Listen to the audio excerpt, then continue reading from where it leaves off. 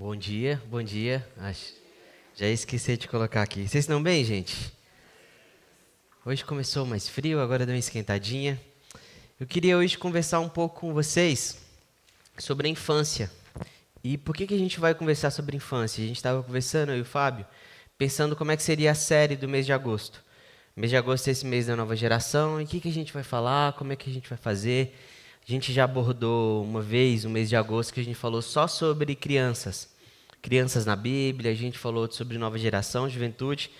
E aí surgiu essa ideia da gente falar ao longo da vida, da gente falar sobre essas fases da vida. Então hoje a gente vai falar sobre infância, semana que vem sobre adolescência e depois sobre juventude. E aí o Fábio já está pensando assim, não, também vou querer em algum momento falar sobre os veteranos, e a gente vai chegando nessas fases. A gente vai passar por todas as fases, todo mundo vai ser contemplado. Mas eu queria hoje começar por onde tudo começa, pela infância. Essa fase da vida que marca e forma parte de quem a gente é e de quem a gente vai ser pro resto da vida. Às vezes a gente pensa a infância só como é uma potência, ainda vai começar a ser. Então a criança é muito vista como um potencial adulto, um potencial ser humano, mas o fato é que a criança é. E a infância é essa fase onde a criança já é. Ela vai se tornar muita coisa, mas ela já é. Ela já é uma criança, ela já é alguém que caminha com Jesus. A gente tenta, e talvez eu vá falar isso muitas vezes aqui, mas a gente está tentando aqui na nossa comunidade ser uma comunidade que valoriza, que enxerga, que percebe a criança, que reconhece a criança como discípula de Jesus. Então a gente vai falar hoje sobre infância e eu queria convidar vocês a lerem comigo o texto que está lá em Lucas. Abra sua Bíblia em Lucas 2, versículo 41.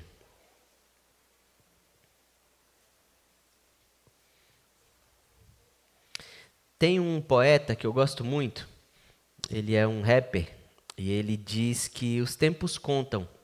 Vocês só notam as crianças depois que elas aprontam. E essa frase, ela de uma música dele, fica muito na minha cabeça, assim, porque de fato a gente começa a pensar ou se preocupar quando uma criança se torna um adolescente, que dá trabalho, quando se torna um jovem. Quando é criança, a gente não tem tanto esse olhar, é como se fosse neutro.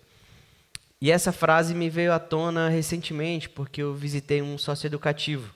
Para quem não sabe, um socioeducativo é a Fundação Casa, a antiga FEBEM, e eu fui no provisório. E aí eu vi um tanto de criança lá.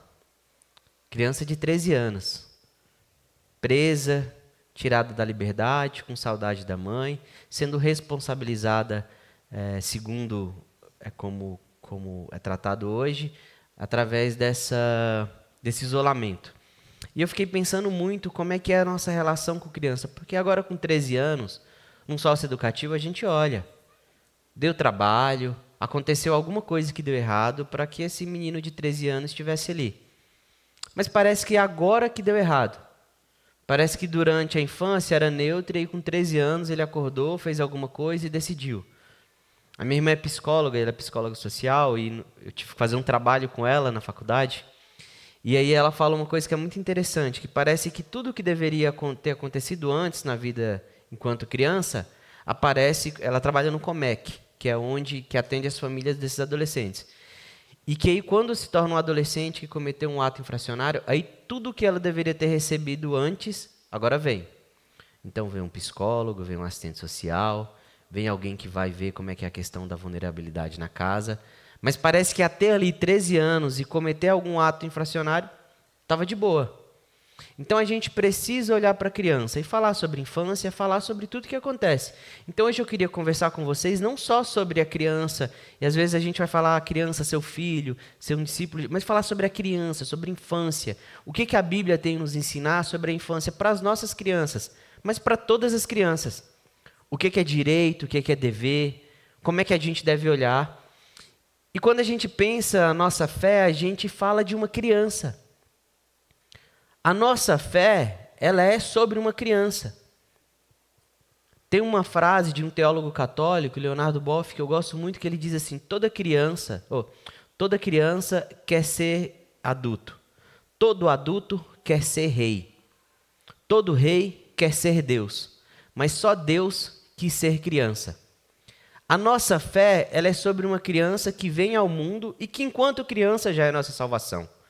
Então a gente vai olhar para a vida dessa criança e tentar aprender algumas coisas com ela.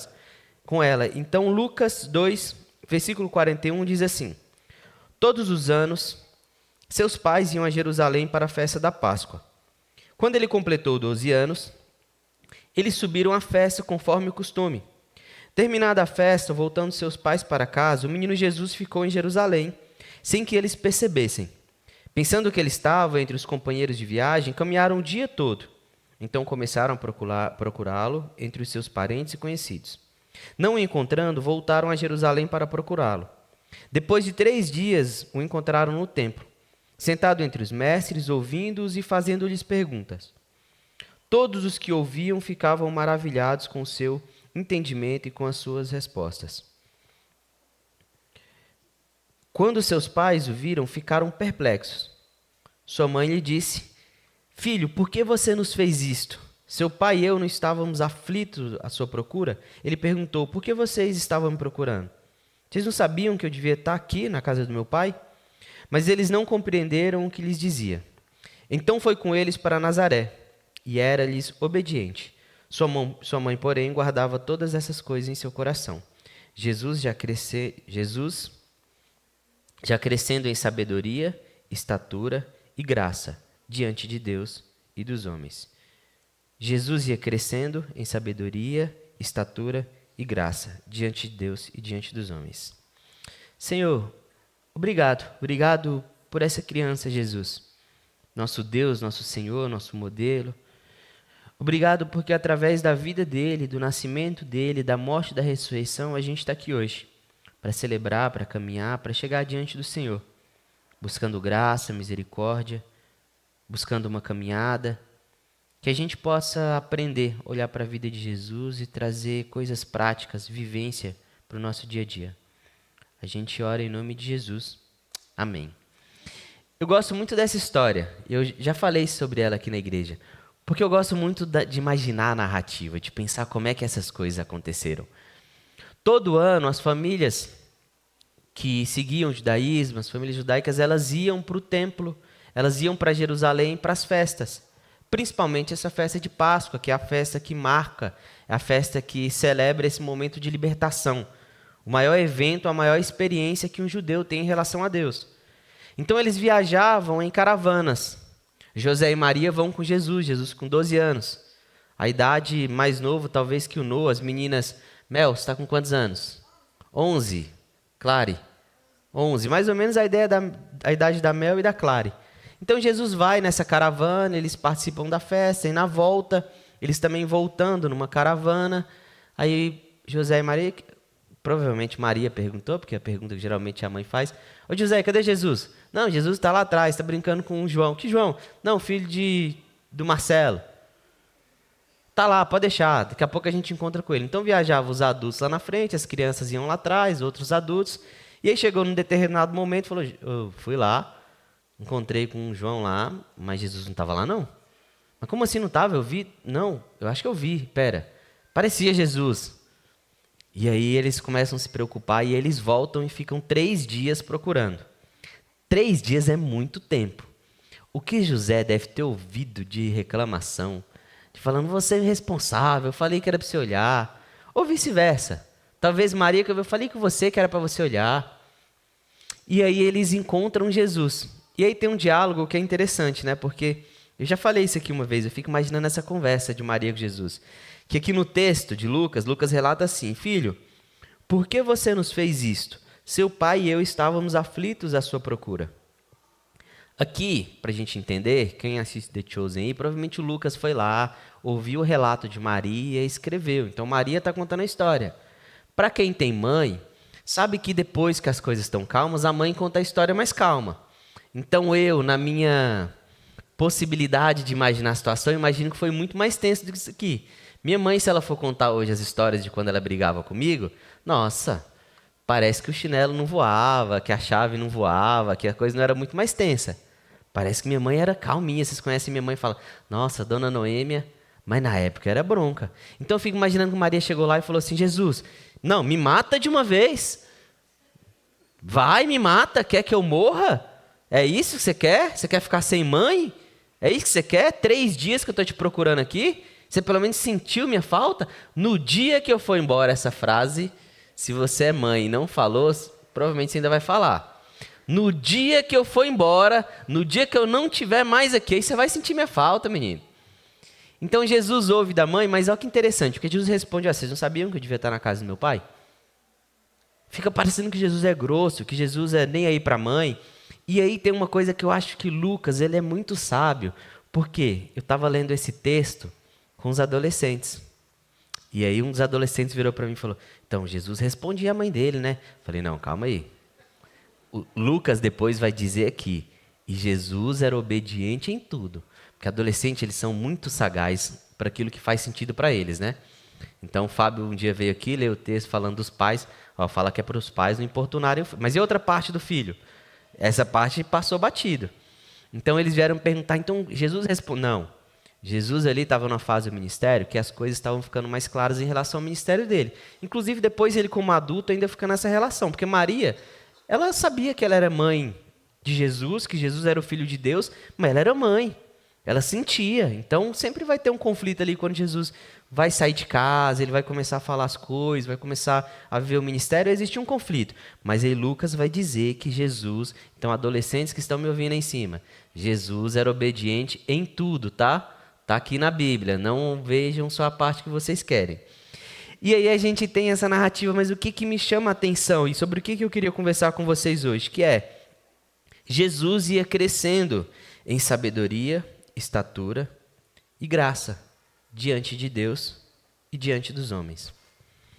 Eu fiz parte de um movimento que era um movimento de teologia, que pensava a teologia da criança, a pastoral da criança, muito difundido pelo Brasil pela visão mundial.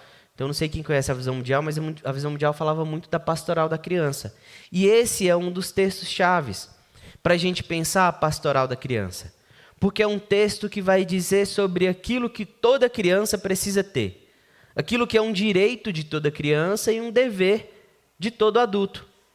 E um dever da nossa comunidade, da gente enquanto crente.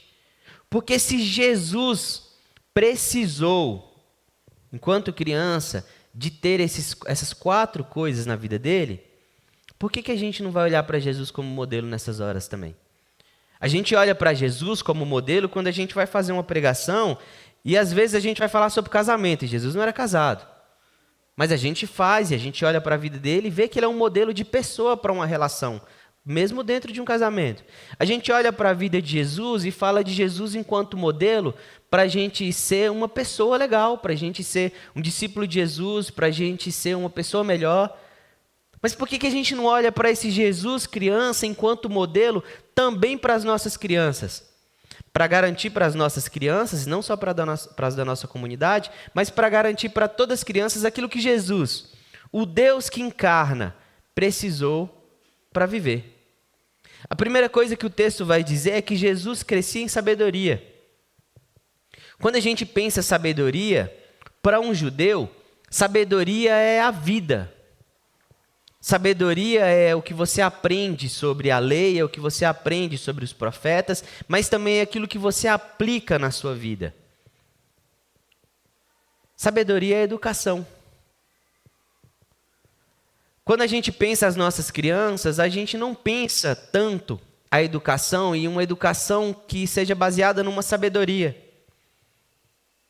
Eu vejo às vezes crianças de 7, 8 anos e os pais já estão montando um plano para o melhor colégio pré-vestibular, porque ela precisa ter conhecimento, por onde ela vai ter que passar, uma educação conteudista, para que ela chegue no lugar lá e passe no vestibular. E eu não estou dizendo que o vestibular não é importante. Mas eu estou dizendo que mais do que adquirir conhecimento, uma criança precisa ter sabedoria. Ela precisa ser educada com sabedoria.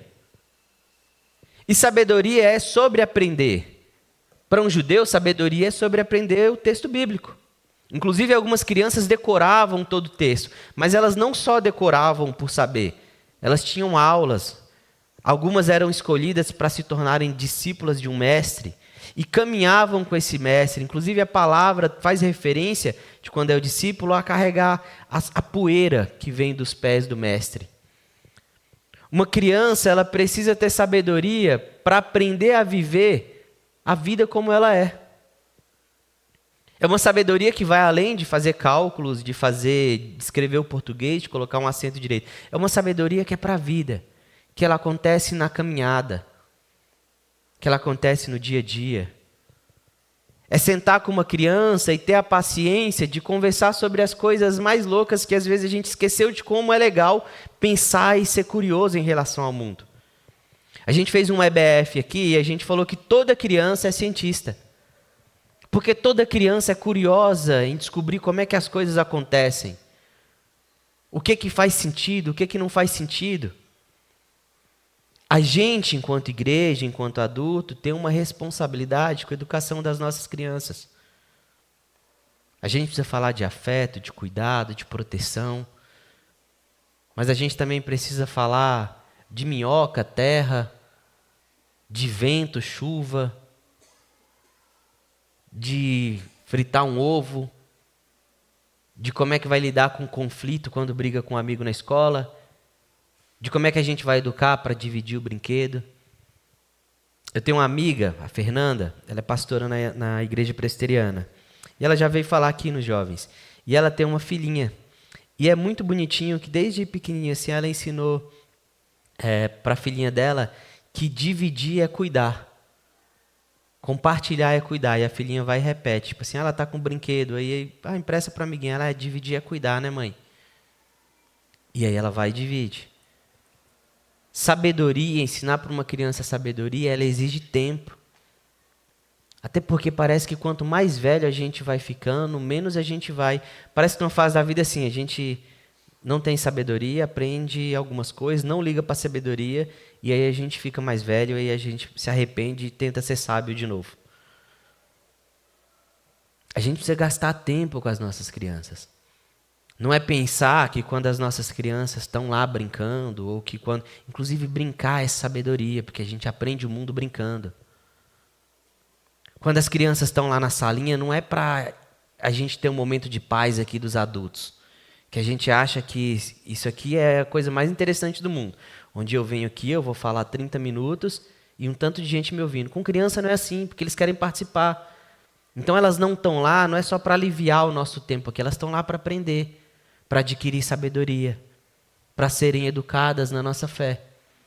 Quando uma criança vai para a escola, não é só para o conteúdo, é para aprender nas relações. E a gente, enquanto adulto, enquanto igreja, precisa garantir a educação das crianças. E uma educação com sabedoria. Jesus crescia em estatura. E aqui eu coloquei que quando a gente pensa Jesus crescer em estatura, tem a ver com a gente pensar missão. Tem a ver com a gente garantir a saúde das nossas crianças. Ninguém cresce em estatura sem ter uma saúde básica. Ninguém cresce em estatura sem se alimentar bem. Ninguém cresce em estatura sem ter um lugar para morar. A gente tem que parar de pensar só as nossas crianças aqui num recorte social que a gente tem na nossa comunidade. A gente tem que pensar as crianças do mundo. Eu acho muito, muito, muito, muito bonito uma experiência que já aconteceu diversas vezes, que é a criança, quando ela começa a entender que existem pessoas que moram na rua. Isso já apareceu diversas vezes nas orações. E aí, a criança começa a orar por todo mundo que mora na rua. Ela começa a orar por toda criança quando ela descobre que tem crianças que não têm pais e mães. A criança tem um senso de perceber o mundo e não desistir do mundo. Porque a nossa esperança, ela parece que ela vai ficando limitada à medida que a gente cresce. E aí a criança tem essa coisa do, mamãe, papai, a gente precisa dar roupa para quem não tem, tem gente que está passando frio.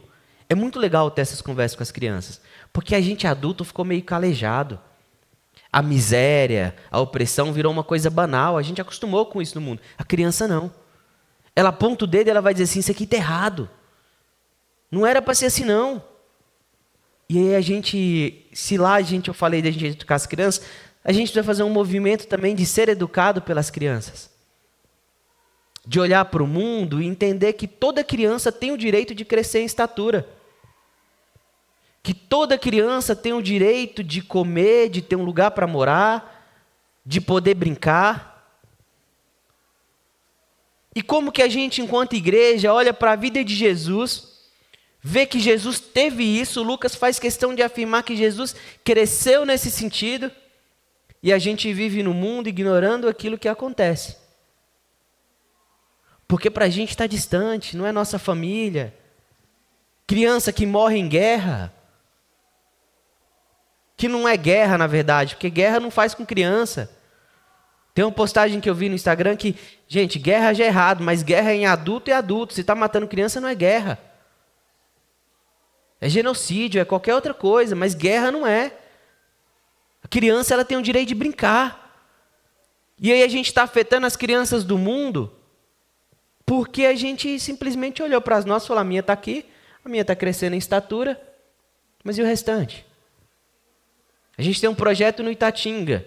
A gente está preocupado com as crianças lá no Itatinga estarem crescendo em estatura?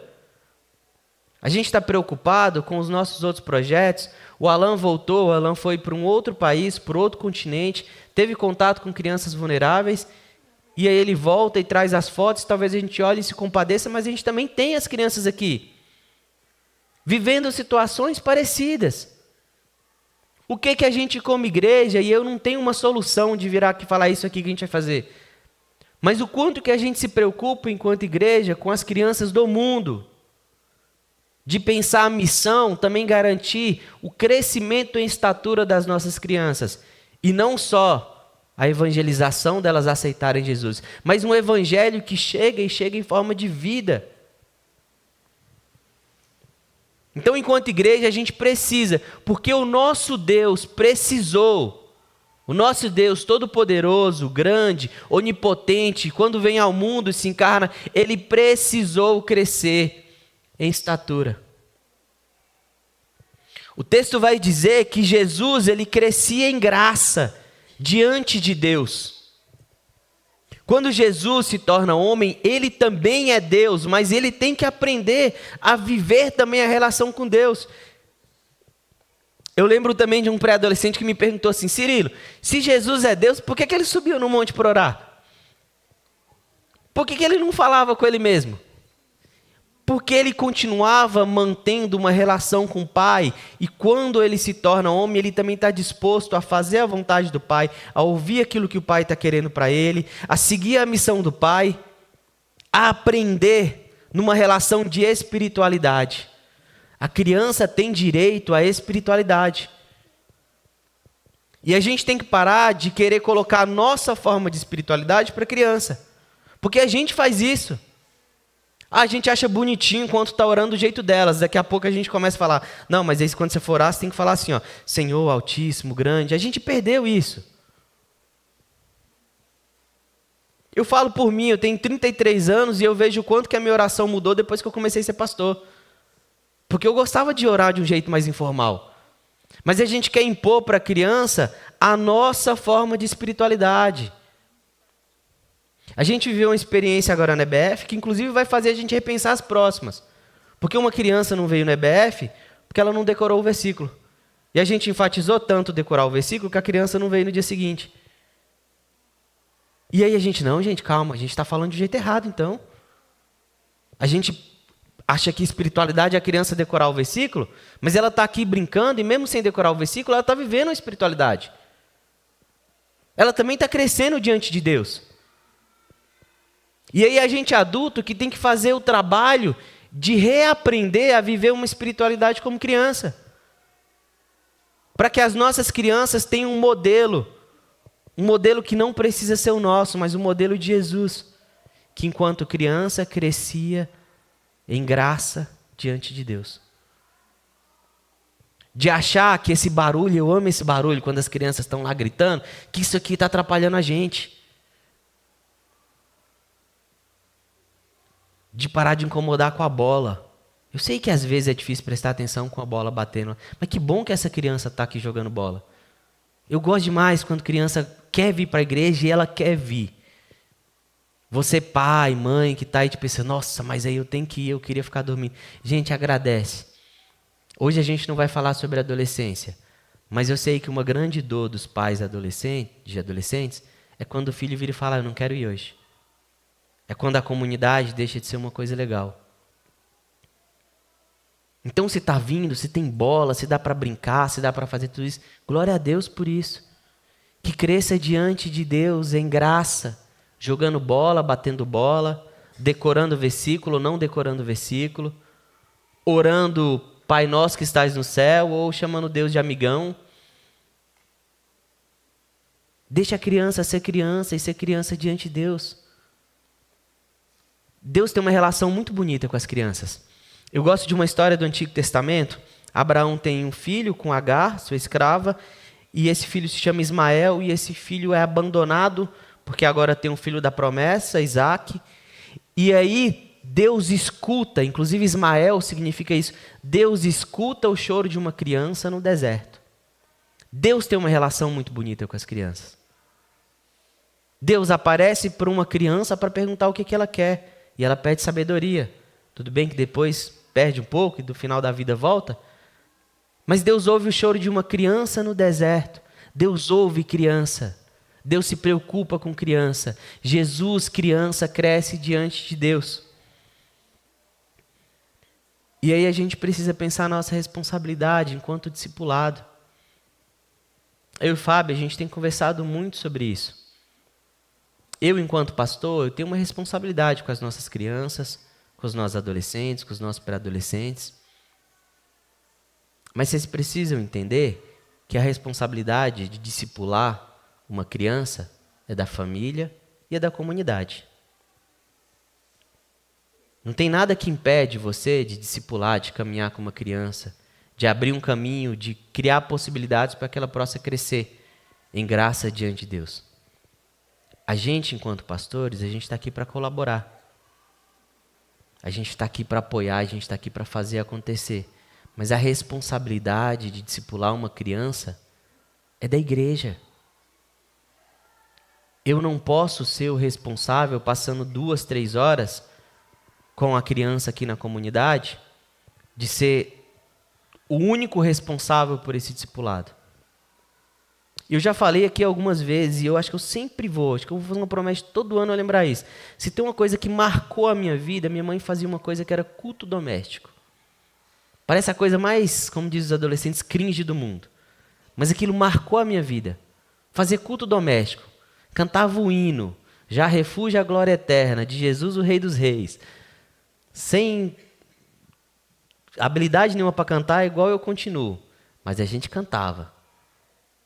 As ondas atendem ao meu clamor, sossegai. E eu achava que era seja o encapetado do mar. Mas a gente fazia, a gente lia o texto, minha mãe explicava para a gente. E aqui não tem como eu fazer um recorte de gênero que é, a maioria das vezes que eu vejo, dentro de uma família, alguém preocupado com o discipular dos filhos, é a mãe. Então, sabe aquela coisa que às vezes acontece, você poder cutucar o seu marido e falar assim, o pastor falou hoje, eu vou usar minha autoridade pastoral, uma das poucas vezes na minha vida. Pode cutucar o seu marido hoje e falar assim, ó, o pastor falou. Discipular não é só um trabalho meu, não. É um trabalho nosso aqui em casa. Ensinar, ler o texto, explicar o texto, ouvir as histórias, conversar sobre as histórias, é um trabalho nosso. Então, eu vivi só com a minha mãe fazendo. Meu pai não é da mesma fé. Ele até vai às vezes, mas meu pai nunca assumiu essa responsabilidade em casa. Mas a gente precisa parar de transferir essa responsabilidade para as mulheres. Porque aqui a gente chega no nosso ministério infantil, só tem mulher. Tem eu, o Felipe, e eu estou na dúvida se tem mais algum adulto hoje, homem. Tinha o Natan, que também estava na recepção, mas não tem mais.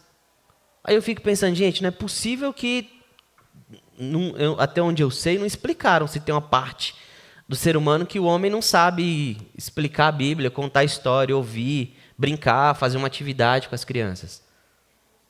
Não faz lógica, não bate os cálculos de quantas voluntárias a gente tem e dos voluntários. Não fecha essa conta.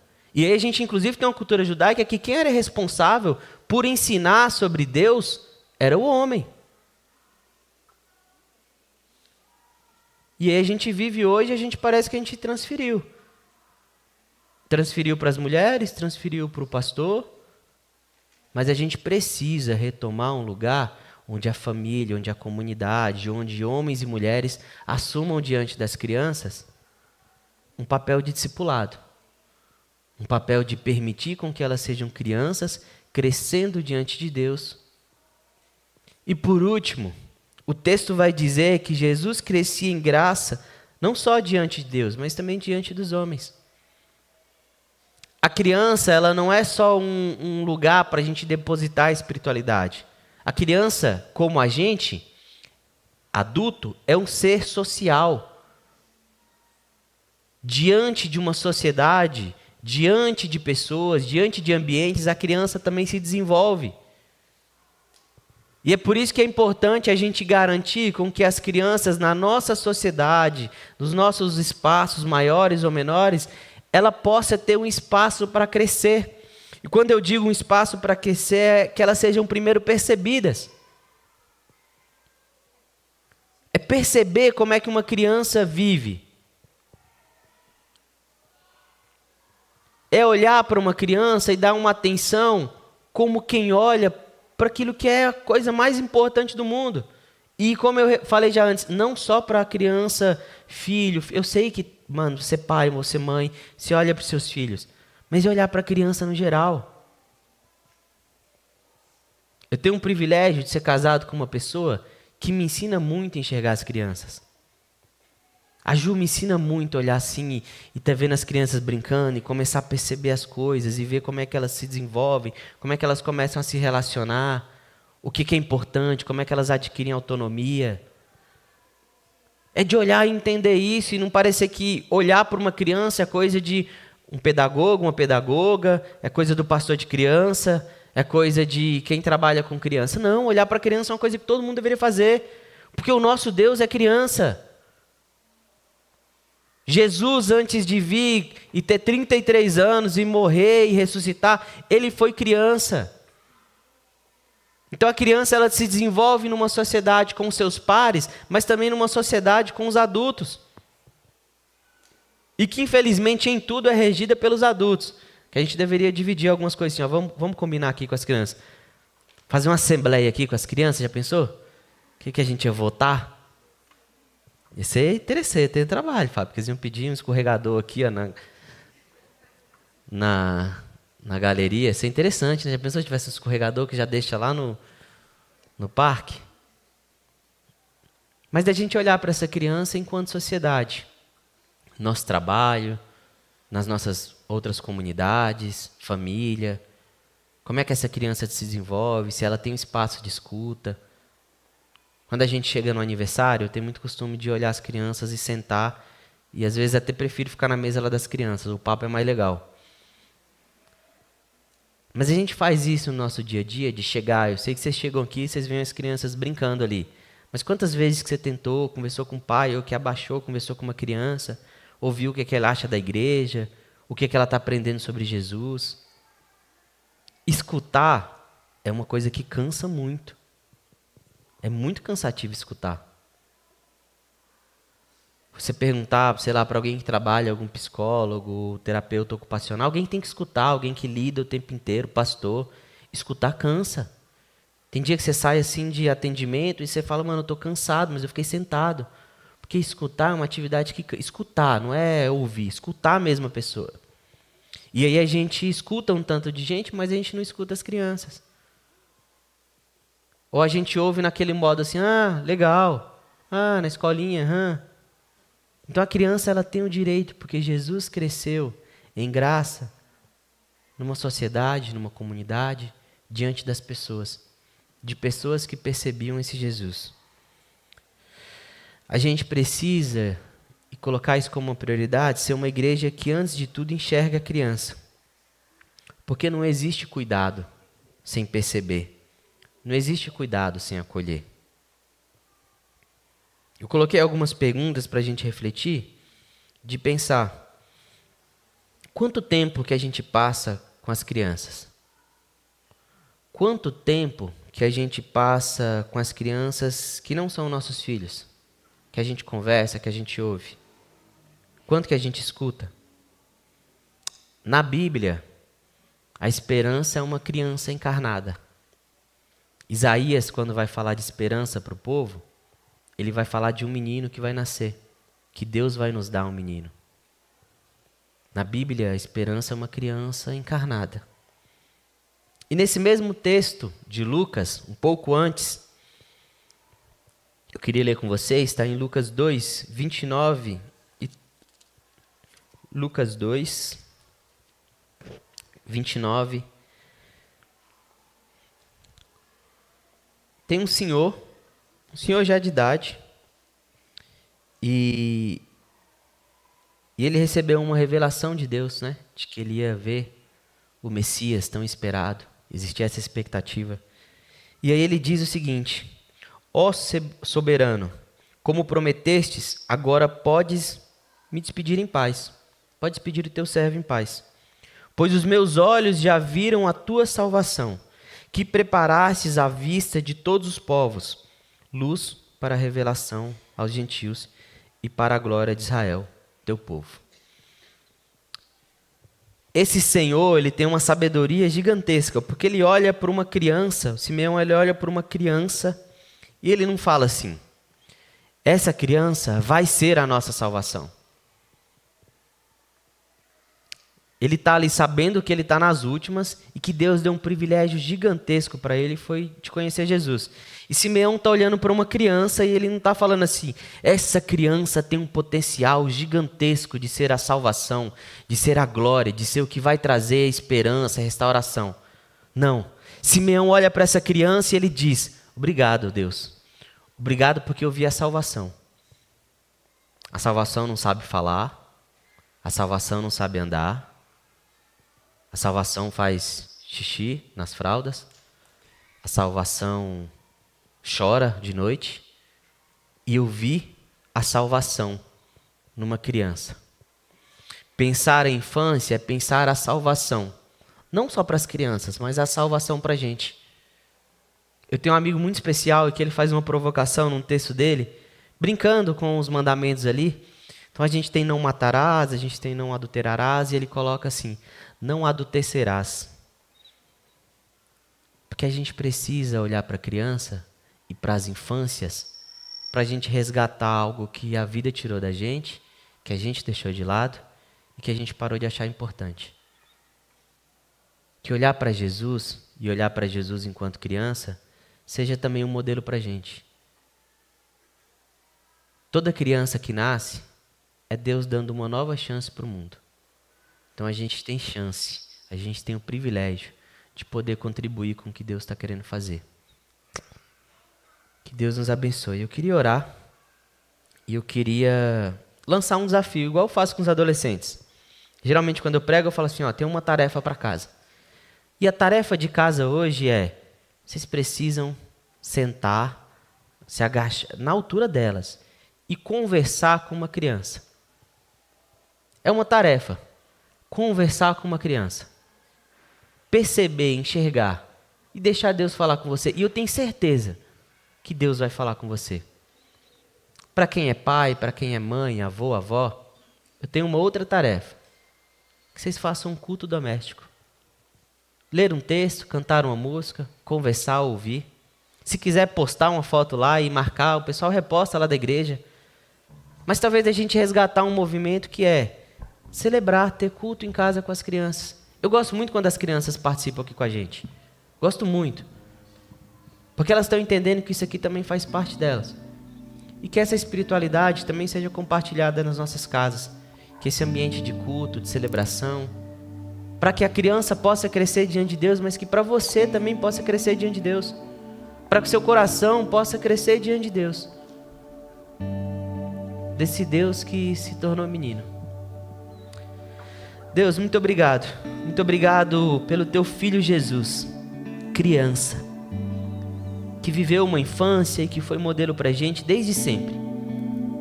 Desde quando nasceu, Pai. Que a gente aprenda a olhar para a vida dele, não só a partir dos 30 anos do ministério, mas a própria ação do Senhor em Jesus encarnando enquanto criança. Que criança que nasce, que vive em ambientes de vulnerabilidade, mas criança que também expressa alegria, que brinca, que era obediente aos pais, mas que cresceu em estatura, que cresceu em sabedoria, cresceu em graça diante do Senhor e diante dos homens. Que Jesus seja um modelo para a gente, mas que também seja um modelo para as nossas crianças. E por favor, Deus, ensina para a gente como garantir isso para as nossas crianças. Ensina para a gente como é que a gente pode ser uma igreja que valoriza, que enxerga, que percebe as crianças. Uma igreja para a criança, da criança e com a criança, Pai. Que a infância seja uma prioridade, uma missão para as nossas vidas. A gente ora com o nosso coração de adulto, pedindo perdão, pedindo um resgate da criança que existe na gente. Essa é a nossa oração. Em nome de Jesus. Amém.